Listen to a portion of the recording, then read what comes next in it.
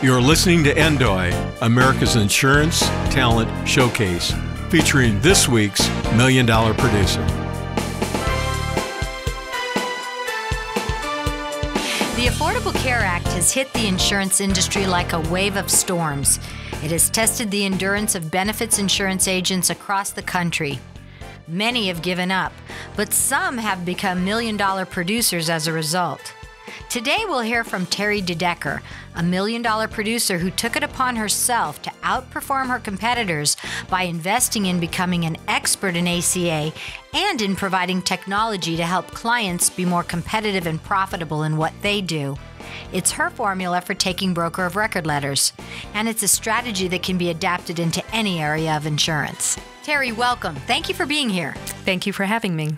Let's start with a little of the story of how you got into insurance. I started with a major carrier as a marketing rep, did that for a number of years in Southern California and really enjoyed it. But we had the opportunity to move to Colorado. And so I thought instead of doing the same thing as I was, because I had been training brokers and for a number of years, I thought I can do what they can do. And so I decided to start an agency. In hindsight, I realized that it was a lot more difficult than I thought it was going to be. And certainly I have a lot more respect for the agents that are willing to put themselves out there and start things like that, because it was not easy. But I did that for a number of years, built the book up. We had the opportunity to move back to California. And I was very fortunate to find someone that wanted to buy my agency, which was very exciting. So we moved to Northern California, and I ended up at Vantrio Insurance. Once you were back in California, you were starting from scratch. You didn't have an existing customer base, and now you have a book of over $1 million revenue. How did you do that? What was your strategy? Well, at Vantrio, there was an opportunity, pretty much a property casualty agency, not anyone that really knew a lot about benefits. And we all know that it's good to, the more lines you have, the more a client sticks. And so with that philosophy, it was an opportunity for me, because of my benefits background, to begin to partner with the property casualty agents and help them cross-sell. Many people would say that what you do is harvesting as opposed to hunting. And that in the true definition of sales, people would say, well, if the P&C producers were walking you in the door, that's a layup shot and you're going to write the business anyway. So it's not true hardcore sales.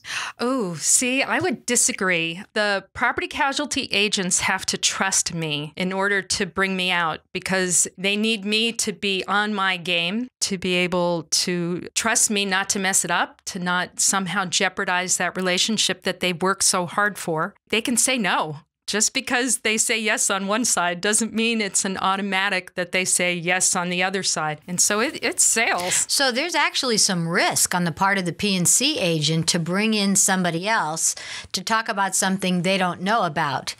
If it doesn't go well, it's going to cost the P&C agent. Definitely. And it didn't happen overnight. We had to have some wins for the agents in the agency to begin to trust me, to understand that this was an opportunity and that it was a good thing.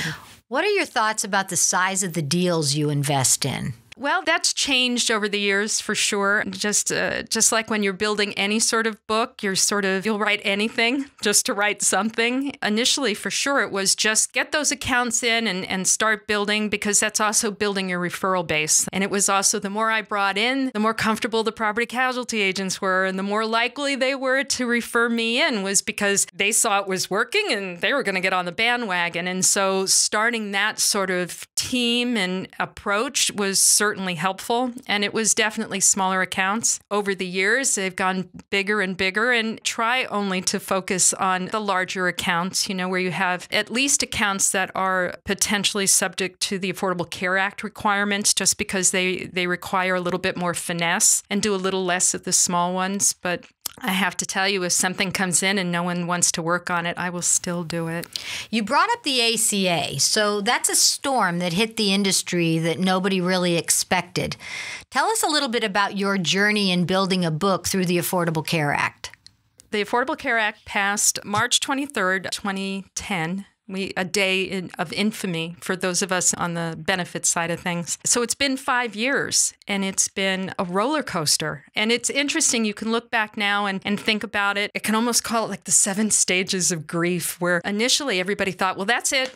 We're done. I was thinking, well, what's my next career? Because they're not going to need me anymore. I had a client who, we're friendly, and she was like, oh, no, Terry, you are only going to become more valuable. You're not going to become less valuable because this is complicated. And sure enough, it has only been complicated, ever changing. And it's been, I think, a big game changer for benefit brokers to try to stay up with all of the requirements and the changing requirements, because everything you say now, you have to go, well, I could check my email this afternoon and something could have changed or delayed. And so everything it's a moving target. We've had to hit a moving target. I think this year in particular, because all of the transition years and everything have come to an end as of January 2016, that we see a lot of brokers or benefit brokers maybe not going to be able to survive in it anymore, that they're just plain wore out. It's been exhausting,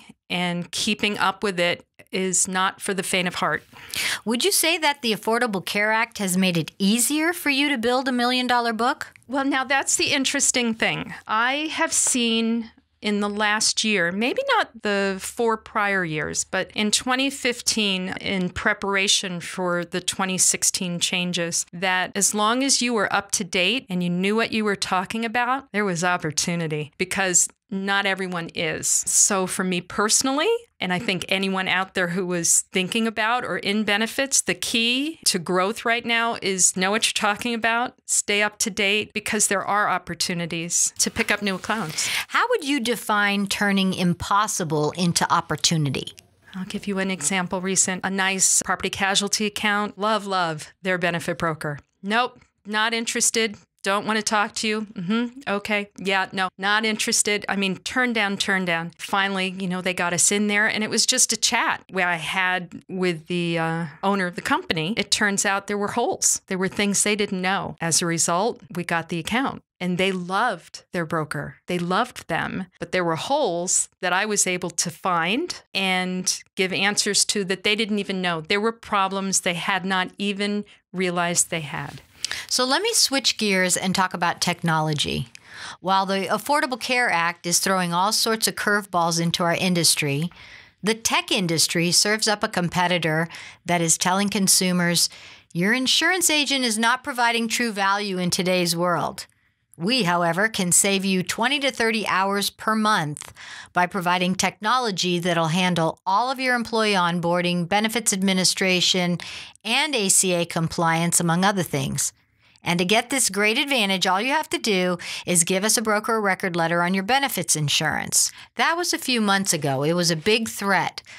Tell us how this impacted you and what you did about it. Well, the beginning of last year, I guess, is when all of a sudden we realized that it was a threat out there. And whether it was a real threat or not, it was something that potentially we were going to have to deal with. So we interviewed a lot of similar benefit admin systems. They're not the only game in town, contrary to what they tell people. There are a lot of online support systems already out there. They've always been available to large group. The thing that was different now was this was to a smaller group. And so a smaller audience was feeling like they were getting bigger benefits. So we interviewed a number of companies, settled on one, which is Employee Navigator. We picked them because we liked the look of it. It was super easy, nice and clean, user-friendly, and it also seemed to be very expandable. And again, we go back to the Affordable Care Act over the last 5 years and all the compliance issues and all the new reporting. We wanted to pick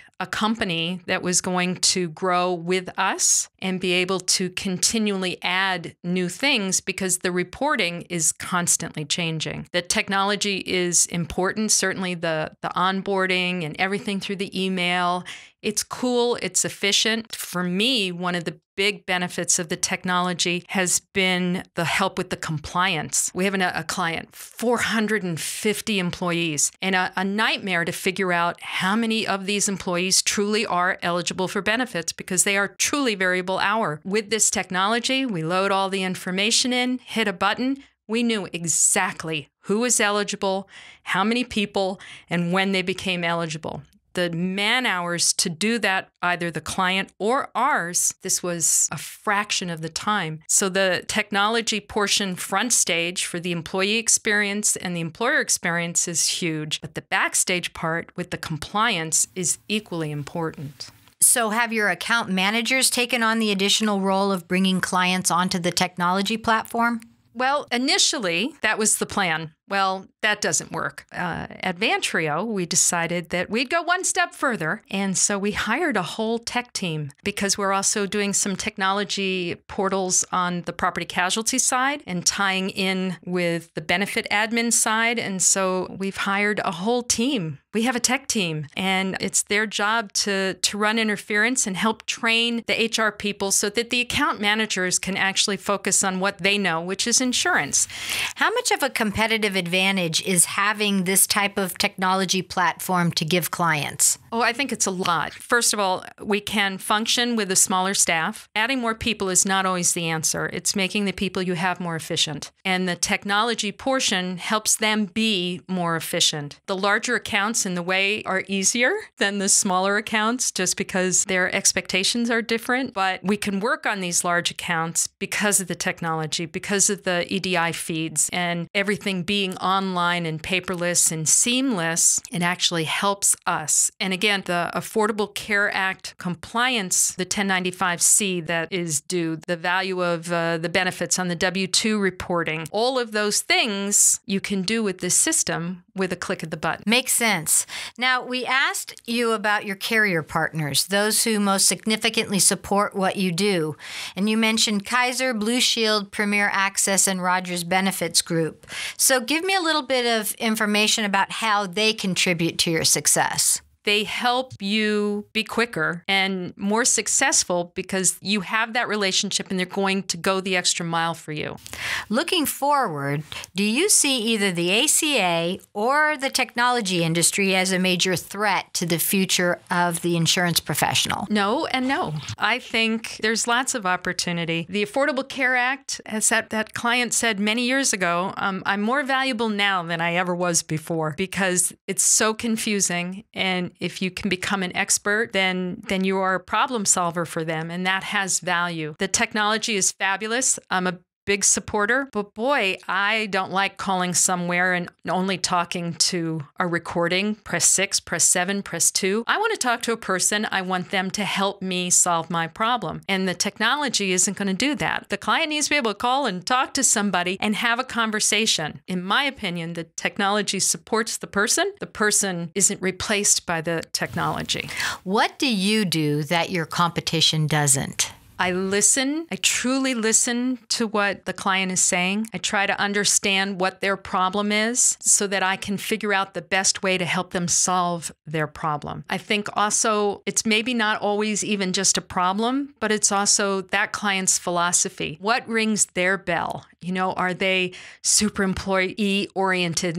And not that all employers aren't, but there are some that would do anything. And there are others that are going to provide the best they can, but maybe they're more financially driven because they need to stay in business. Recognizing where the employer is coming from, trying to come up with the best solution that helps them achieve their goal. I'm not so salesy. I think I'm more consultative. Share a story of your most difficult sale. If I think back, I know certainly that there have been a number of difficult sales. The underwriting or whatever it is have made it difficult and painful. But for me, as soon as the group is done and we're finished, it's like a childbirth to me. It's really, the process can be painful and just awful, but then there you have the baby and you're all ready to have another one because you don't have a memory for the pain. I think that's true for me. What does the future look like for Terry DeDecker? What is your big, audacious goal for 2016 and beyond? My big audacious goal for this year, it would rock if I could double my my book. So if your plan is to go big like that, what is your strategy? How are you going to do it? I am going to focus more on large accounts. I think I will spend a lot of time making sure that I'm out there promoting the technology that we have and continue to make sure that I'm educating people on the Affordable Care Act. I think that'll get us there. Thank you, Terry. It's been great talking with you today. Much success in 2016. Thank you. The National Directory of Insurance is committed to doing all we can to up our game with the people we serve. Nominations are now open, so if you know a $1 million producer who we can learn from, please let us know by emailing us at executiveservices@ndoi.com. That's executiveservices@ndoi.com.